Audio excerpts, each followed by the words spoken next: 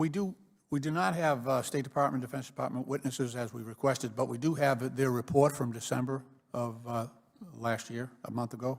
Are you familiar with this 1225 report? Yes, I am, Chairman.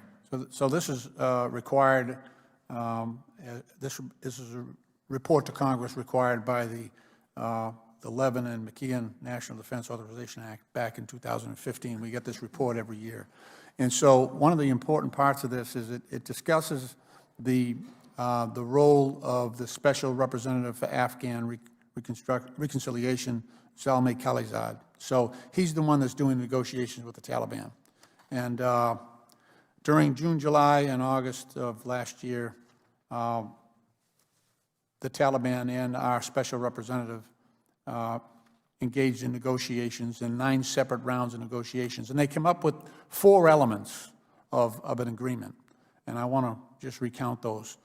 Some of them are not surprising, 3 of them anyway. Assurance, number 1, the assurance that the Taliban will not be allowed to foster, the Taliban would not allow terrorists to occupy the country, as happened before, concerns raised by the chairwoman. They wanted a timeline for U.S. withdrawal.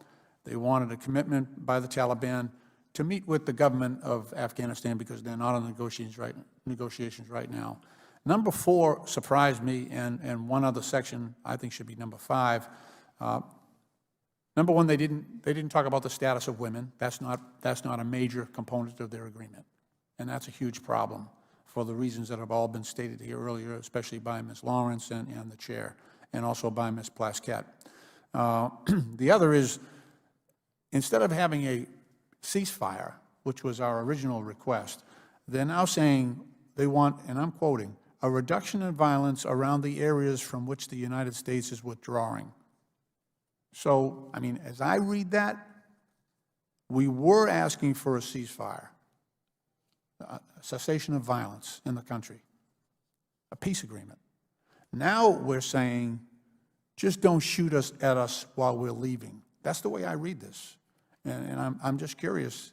You have followed these negotiations and the terms of what we were trying to negotiate. Mr. Chairman, is that how you understand that last section? now, Mr. Chairman, I am not involved in the actual negotiations, but I am aware of this. This is an official Department of Defense document. Right. And I read it the same way you do. I mean, it just basically, this is what the Department of Defense says was the deal presented to the president, and thank goodness he didn't agree to it. Yeah. But it just basically says, don't shoot at us while we're going out the door. Right. It sounds a lot like what the Brits did back in the 1800s when they left Kabul and they all got wiped out. But I hope that's, but it's bad timing for that. But that's, yeah, I mean, I don't think anybody should trust the Taliban to secure our peace or the peace of our right. soldiers.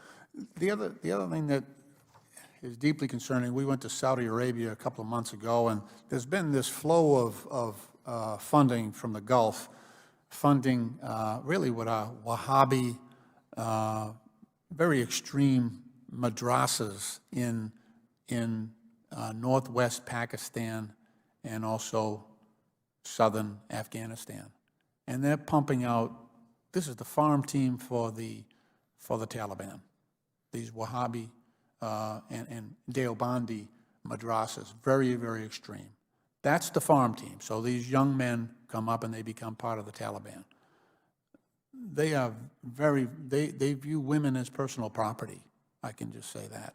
You know, we drove from Kandahar city all the way down to Spin Bolduc on the Pakistani border.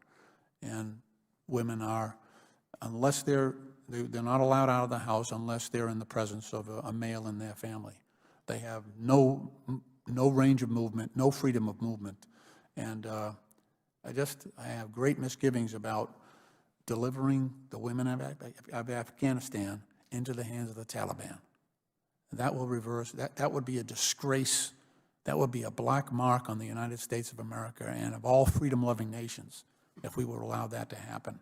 And I'm just very, very, very disappointed in the terms of these negotiations as I see them. I'm hoping that this is not the road we're down on. And one of the reasons that I asked to have State Department, Defense Department here is so that I could ask them about this, and they've refused to attend.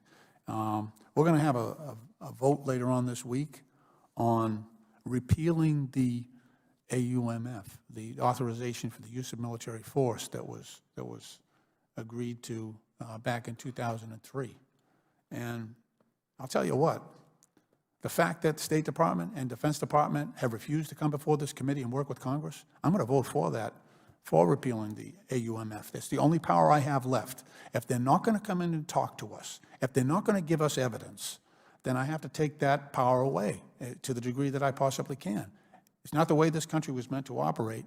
We're supposed to be co-equal branches of government and supposed to be respectful of one another and try to work for the common good of the people of this country. And I just see a serious breakdown in this regard. So it's the only way I can push back, but I'm going to do it.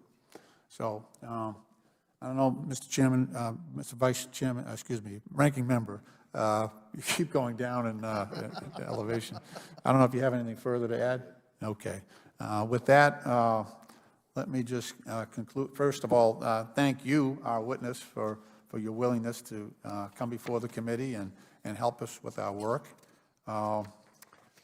Members will have 5 days during which to submit questions to the witness, and we are hopeful that you may be able to get back to us. I know you've made some commitments to the chair and to others to work with them on both sides of the aisle here. Without objection, all members will have 5 legislative days within which to submit additional written questions for the witness, which will be forwarded to the witness for your response. And I please ask that you respond as promptly as you are able. And so this committee is planning a CODEL to Afghanistan. I will give you a chance to respond.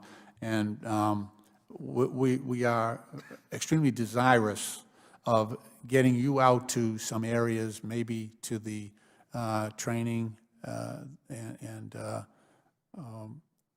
the tax, east, west, north, south, to maybe look at some of the things that you want to give further attention to, just like this oversight committee.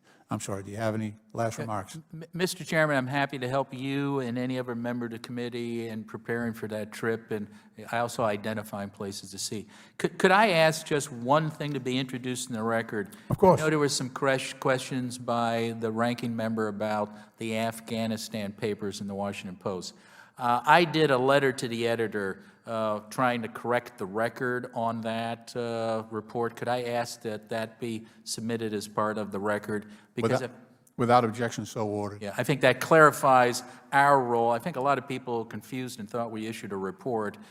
We answered a FOIA. By law, you have to answer a FOIA, and gave those documents to them. We're still producing lessons learned reports, as I mentioned to the chairman, one on gender issues. So we think they're very useful and they're very helpful.